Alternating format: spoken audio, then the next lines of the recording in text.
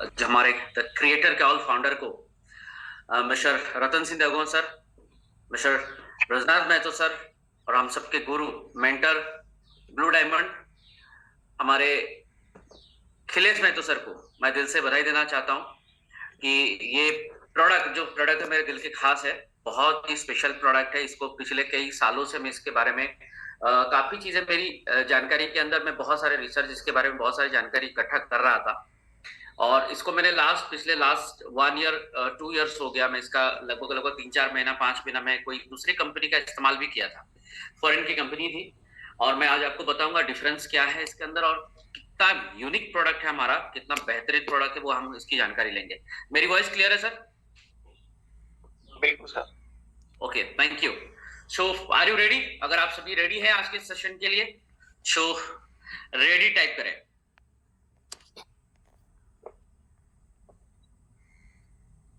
Great.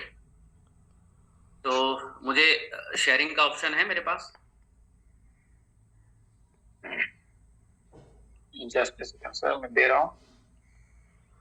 Okay, yes sir, share कर सकते हैं अभी।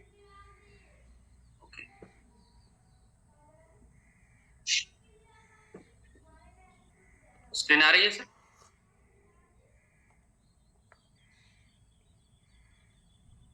Yes sir. ओके,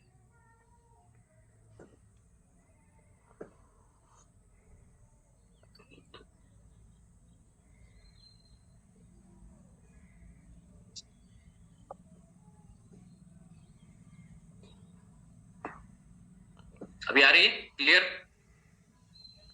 बिल्कुल बिल्कुल। Okay, thank you everyone. So आज आप सभी को द क्रिएटर का एजुकेशन सपोर्ट सिस्टम में वेलकम है।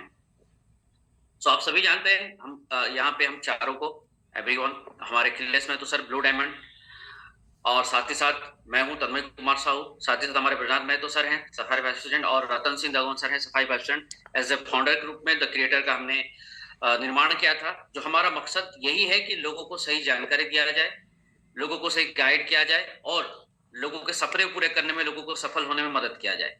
राइट? और जो भी आए इस सिस्टम के माध्यम से, जो भी इस टीम के माध्यम से आए, सबसे ज्यादा अचीवमेंट, बड़ी से बड़ी सफलता उनको द क्रिएटर के माध्यम से मिले। राइट? सो आज हम एक बहुत ही शानदार और यूनिक प्रोडक्ट के बारे में हम लोग जानेंगे जिसका नाम है गोल्डन एलिक्सर। राइट? तो ये जो गोल्डन एलिक्सर है ये क्या है? सेल्फ इम्प्लूसिफाइंग नैनो कर्क्यूमिन ड्रॉप्स है। राइट? ये हमारा डेजॉय का क्योरिन जो ब्रांड है, ये क्योरी ब्रांड का एक यूनिक प्रोडक्ट है और यूनिक प्रोडक्ट सिर्फ इसलिए नहीं कि ये कंपनी में पहली बार आया है, इसीलिए है कि इंडिया में पहली बार है। राइट? बहुत यूनिक है। ये क्या यूनिक है इसके बारे में हम डिटेल में जानेंगे। सभी तैयार हैं एवरीवन? Yes sir. ओके, मेरी वॉइस पूरी क्लियर है? क्योंकि मैं पहली बार लैपटॉप में कर रहा हूं इसीलिए मुझे कोई आइडिया नहीं है। बिल्कुल सर, बहुत क्लियर है, क्लियरली आ रहा है। Thank you. सो देखिए, ये जो गोल्डन एलिक्सर नैनो कर्क्यूमिन की हमें जरूरत क्यों पड़ गई, इसकी क्या जरूरत है? इसको इसीलिए जरूरत है कि आज हमारे भारत के अंदर एनसीडीज यानी नॉन कम्युनिकेबल डिजीज के वजह से हर साल 58 लाख लोगों की मृत्यु हो जाती है। 58 लाख लोगों की। एनसीडी मतलब क्या होता है? नॉन कम्युनिकेबल डिजीज मतलब ऐसी बीमारी जो बीमारी छूने से नहीं फैलती हो, यानी आप किसी को छुएंगे तो उससे नहीं फैलता, उसको कहते हैं नॉन कम्युनिकेबल, यानी जो कम्युनिकेबल नहीं होता है टच करने से, छूने से किसी को। जैसे डायबिटीज अगर आपको है, आप किसी को छूते हैं तो उसको डायबिटीज नहीं होता, या किसी को डायबिटीज है आपको छूता है तो डायबिटीज नहीं होता। किसी को कैंसर है तो आपको छूने से आपको कैंसर नहीं होता। तो कैंसर और डायबिटीज क्या है? Non communicable disease. जैसे हार्ट अटैक है, हार्ट का फेल होना, कार्डियोवास्कुलर डिजीज कहते हैं। किसी को अगर हार्ट का प्रॉब्लम है, वो किसी को छूता है तो किसी को दूसरे को हार्ट का प्रॉब्लम नहीं होता। तो हार्ट अटैक क्या है या कार्डियोवास्कुलर डिजीज क्या है? Non communicable disease. किसी की किडनी खराब है, वो किसी को छूता है तो उसको दूसरे का किडनी खराब नहीं हो जाता। राइट? तो सीकेडी जो है या किडनी डिजीज जो है वो क्या है? Non communicable disease. राइट? तो ये जो नॉन कम्युनिकेबल डिजीज के वजह से हर साल भारत के अंदर 58 लाख लोगों की मृत्यु हो जाती है। और वर्ल्ड वाइड जितनी मृत्यु होती है नॉन कम्युनिकेबल डिजीज से, अगर आप देखेंगे लगभग, तो मृत्यु जो 70% जो डेथ है, right, non communicable disease, right, हो रही है आज पूरे वर्ल्ड के अंदर, उस पे अगर हम बात करें 61%, जो 70% जो डेथ होगी टोटल, और सारी बीमारियों में जो डेथ होती है उसमें से 70% नॉन कम्युनिकेबल डिजीज की वजह से होती है वर्ल्ड वाइड, और उसका 61% जो डेथ है वो भारत के अंदर होता है। और 61% के डेथ जो होती है भारत के अंदर, उसमें 23% जो डेथ है वो डेथ होता है प्रीमच्योर डेथ। प्रीमच्योर डेथ यानी जिनकी उम्र लगभग 30 साल के अंदर होती है। समझ में आ रहा है सर? 30 साल के अंदर जो डेथ होती है वो 23% डेथ होती है नॉन कम्युनिकेबल डिजीज की वजह से। और बाकी रहा, अगर बात करें 55% जो डेथ होता है, जैसे कैंसर, डायबिटीज, हार्ट डिजीज जैसे करें, तो 30 से 69 के एज के अंदर, ग्रुप के अंदर ये डेथ होती है, राइट। इसको कहते हैं नॉन कम्युनिकेबल डिजीज। ये बहुत ही खतरनाक है, क्योंकि ये शरीर के अंदर अपने आप, आज के हमारी जो लाइफस्टाइल है, जो हमारी रहन सहन है, आज के इस जो सिनेरियो है भारत का, जो हमारा खान पान, रहन सहन, दिनचर्या है, उसके वजह से ये होती है, और इसको लाइफस्टाइल डिजीज भी कहा जाता है, राइट। अब ये जो नॉन कम्युनिकेबल डिजीज जिसे हम बात कर रहे हैं, कार्डियोवास्कुलर डिजीज है, रेस्पिरेटरी डिजीज है, यानी फेफड़ों की बीमारी, कैंसर है, डायबिटीज या स्ट्रोक है, ये जो मेन 5 टाइप ऑफ बीमारी, ये नॉन कम्युनिकेबल डिजीज जो सबसे ज्यादा आज पूरे भारत के अंदर हो रही है, वर्ल्ड वाइड हो रही है, राइट। अब इसके पीछे जो होने का जो कारण है वो है क्या? एक होता है एयर पोल्यूशन, वायु प्रदूषण भी हो रही है। दूसरा स्ट्रेस एंड मेंटल है, लोग बहुत तनाव में है, कंपटीशन है, राइट, जरूरतें पूरे करना, पैसा कमाना, राइट, सपने पूरे करने में बहुत स्ट्रेस और तनाव चल रहा है, राइट। नशीली चीजों का इस्तेमाल करने की वजह से भी ये नॉन कम्युनिकेबल डिजीज बहुत ज्यादा हो रही है। Unhealthy diet and nutrition, proper भोजन नहीं करना, राइट, अनहेल्दी जो हम भोजन कर रहे हैं उस पे न्यूट्रिशन की कमी होना, राइट। और साथ ही साथ क्या है? फिजिकल इनएक्टिविटी, यानी शारीरिक श्रम नहीं करना या शारीरिक कोई एक्टिविटीज नहीं होना, यानी एक्सरसाइज नहीं करना, योगा, प्राणायाम, किसी तरह का फिजिकली एक्टिविटीज नहीं होना, और साथ ही साथ अल्कोहल का भी इस्तेमाल करना।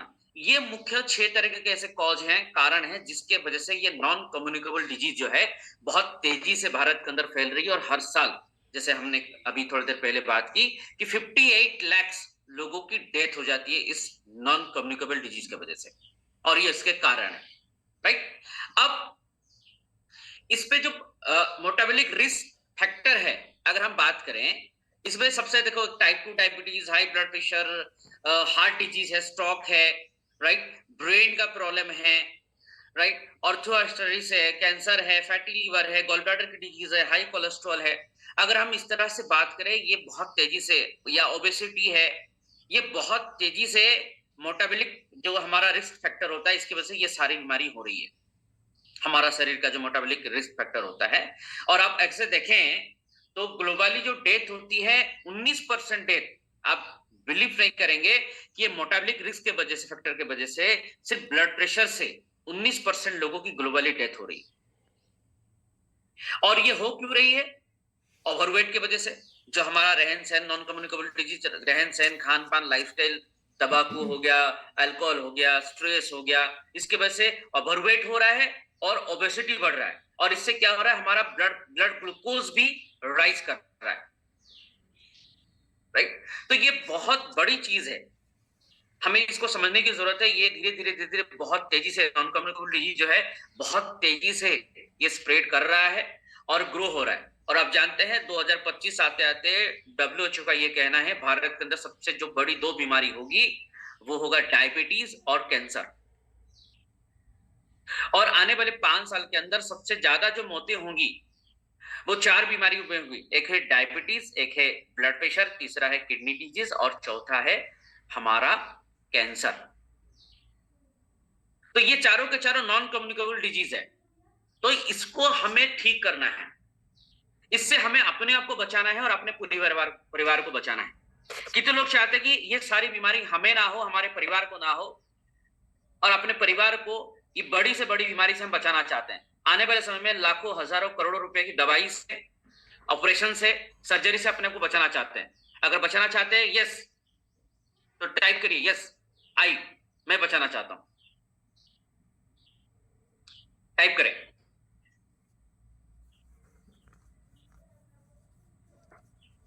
राइट, अगर हम बचाना चाहते हैं तो इसका सॉल्यूशन क्या है, जानना चाहेंगे? इसका सॉल्यूशन है, क्या है? Curcuma लोंगा plant. करकुमा लोंगा प्लांट, ये क्या नया नाम सुन रहे हैं? नहीं, ये नया नाम नहीं है, ये हमारा सबका घरेलू नाम है। ये बोटेनिकल एक, मैं कहूं ये नाम है, अंग्रेजी नाम है, इस पे घबराने वाली बात नहीं। करकुमा लोंगा जो प्लांट है ये कुछ नहीं है, हमारे घर में इस्तेमाल होने वाले जो हल्दी है उस हल्दी का पौधे को कहते हैं करकुमा लोंगा, जो हमारे अगल बगल में गांव घर में पौधा भी उगता है। लोग खेती भी, आज हमारे अगल बगल में खेती होती है। राइट, तो ये जो हल्दी का पौधा है इसका जो जड़ है, हल्दी के पौधे को कहते हैं करकुमा लोंगा। इसके जड़ जो है तो उसको हम छबी जानते हैं, सूख जाता है तो हम इसको हल्दी कहते हैं, और इसका पाउडर करके हम इसको अपने घर में रसोई में इस्तेमाल करते हैं, जिसको हम टर्मरिक पाउडर करते हैं, हल्दी पाउडर करते हैं। राइट, आपके स्क्रीन में आपको दिख रहा है। तो ये हल्दी पाउडर ही हमारे इस नॉन कम्युनिकेबल डिजीज से हमें बचा सकता है। राइट, हमारे परिवार को हजारों लाखों रुपया खर्चा करने से, ऑपरेशन से, दवाइयों से, हॉस्पिटल जाने से बचा सकता है। कैसे? राइट, चलिए कैसे हम जानते हैं इसको। ये करकुमा लोंगा प्लांट या जो हल्दी है ये कैसे हमें बचा सकता है, पहले इसकी हिस्ट्री समझते हैं। ये जो हल्दी की हम बात कर रहे हैं ये हमने कब से जाना? जब हम पैदा हुए, जब से हमने खाना पीना सीखा, जब से हम बोलचाल सीखा, जब हम समझने सीखे, तब हमारे मम्मी पापा ने हमें हल्दी डाल के दाल सब्जी सब चीजें हमें खिलाई, तो हमें जाने की ये हल्दी, ये सब्जी पीली क्यों होती है, या जो पीला पाउडर डालते हैं तो हम पूछते थे ये क्या था, तो बोलते हैं हल्दी। लेकिन ये हल्दी हम आज से 20 साल 30 साल 40 साल 50 साल पहले हमें ये समझ में आया, देखा, हमने समझा इसका नाम हल्दी है, ये सब्जियों में डाला जाता है। लेकिन एक्चुअली ये हल्दी जो है, ये हल्दी कब से है, इसकी हिस्ट्री क्या है, इसको समझते हैं, तब हम जान पाएंगे ये कितनी पावरफुल है और कितनी जरूरत है। इसको क्यों एलिक्सर कहा जाता है, एलिक्सर मतलब अमृत क्यों कहा जाता है, चलिए हम समझते हैं। ये जो हल्दी है, ये हल्दी की अगर इतिहास की बात करें, हमारे सबसे पुरातन ग्रंथ 2500 बीसी में ये लिखा गया था। कौन सा ग्रंथ में?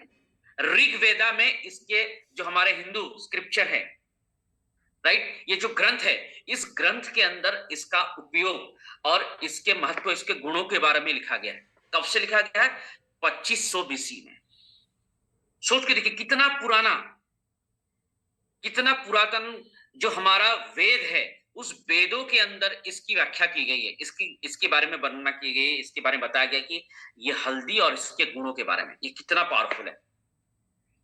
राइट, ये खास करके हमारे आयुर्वेद के अंदर, आयुर्वेद 5000 साल पुराना जो विज्ञान है, ज्ञान है, हमारा मुनि ऋषियों का ज्ञान है, उसके अंदर आयुर्वेद में इसको एज ए मेडिसिनल प्रॉपर्टी के रूप में, मेडिसिन के रूप में इसका उपयोग करते आ रहे हैं, एज ए एंटी इंफ्लेमेटरी और एंटीऑक्सीडेंट के रूप में। तो ये कितना पुराना इसके बारे में स्क्रिप्चर है, आप सोच के देखिए। राइट, उसके साथ साथ सिर्फ हमारे वेदों में नहीं, हमारे वेदों के साथ साथ ट्रेडिशनल चाइनीज मेडिसिन, टीसीएम कहते हैं, ये 1000 बीसी में इसके बारे में लिखा गया है। राइट, शेनोंग बिंग शाओजिंग करके चाइनीज मेडिकल टेक्स्ट बुक है, जिसके अंदर इसकी उपयोग और इसका बेनिफिट के बारे में बताया गया है। उसमें भी इसके बारे में जैसे लिखा गया कि ये डाइजेस्टिव इशू, इन्फ्लामेशन जैसे सूजन में, राइट, और all type of skin condition में, प्रॉब्लम में इसका उपयोग किया जाता है, इसका उपयोग होता है करके उसके बारे में उसमें भी बताया गया है। सिर्फ इतना ही नहीं, अगर हम आगे बात करें इतिहास की बात पे, मिडिल ईस्ट एंड मेडिटेरियन जैसे हम कहेंगे, जो क्या बोलते हैं मॉडर्न मेडिसिन के जो फादर कहते हैं, गॉड फादर कहते हैं, राइट, जिनको हम कहते हैं ग्रीक फिजिशियन है हिपोक्रेट्स, जिन्होंने मेडिसिन की दवाई की इजाद किया, उन्होंने भी अपने बुक में लिखा है टर्मरिक के बारे में। राइट, बहुत बड़े रूप में इन्होंने बताया इसके बारे में कि ये कैसे उपयोग किया जाता है और इसके उपयोग से कितना इंसान को फायदा हो सकता है, ह्यूमन को शरीर में कितना फायदा हो सकता है, कैसे उनको बीमारियों से बचा जा सकता है, और अपने घर में इसको उपयोग करके, राइट, अपने भोजन में उपयोग करके कैसे हम ऐसे दवाई के रूप में अपने शरीर को बचा सकते हैं, ठीक कर सकते हैं दवाई के रूप में लेके भोजन में।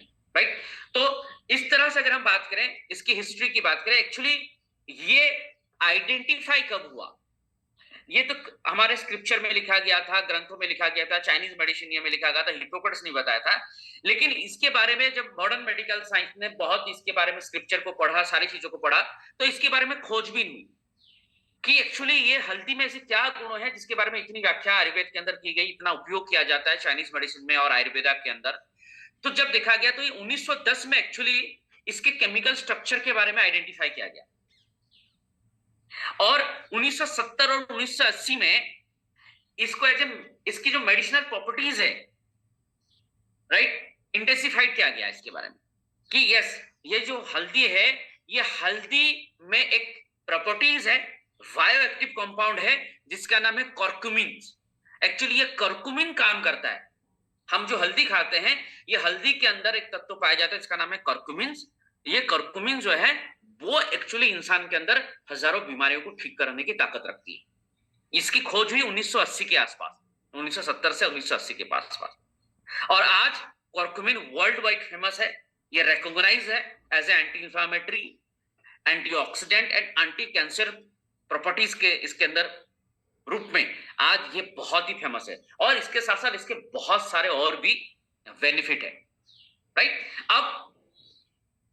अब धीरे धीरे जैसे जैसे साइंस हमारी डेवलप करती गई, तब अभी ये 2000 में 1970-80 के बाद धीरे धीरे कर्क्यूमिन पर और बहुत सारे डेवलपमेंट हुई। जब नैनो टेक्नोलॉजी आई, तो नैनो टेक्नोलॉजी के माध्यम से इसको और ज्यादा इंप्रूव किया गया, इसकी बायो अवेलेबिलिटी को लेके, राइट। क्योंकि हल्दी तो हम रेगुलर यूज ही कर रहे हैं, हर व्यक्ति यूज कर रहा है, लेकिन सबसे इंपॉर्टेंट चीज है बायो अवेलेबिलिटी, यानी उस हल्दी के अंदर कितनी मात्रा में कर्क्यूमिन है, कितनी मात्रा में कर्क्यूमिन हम कितनी क्वांटिटी में लेते हैं हल्दी तो हमारे शरीर के अंदर मिलता है, या किस किस वातावरण में किस तरह का हल्दी किस एनवायरमेंट में होता है तो उसमें कितनी कर्क्यूमिन होती है।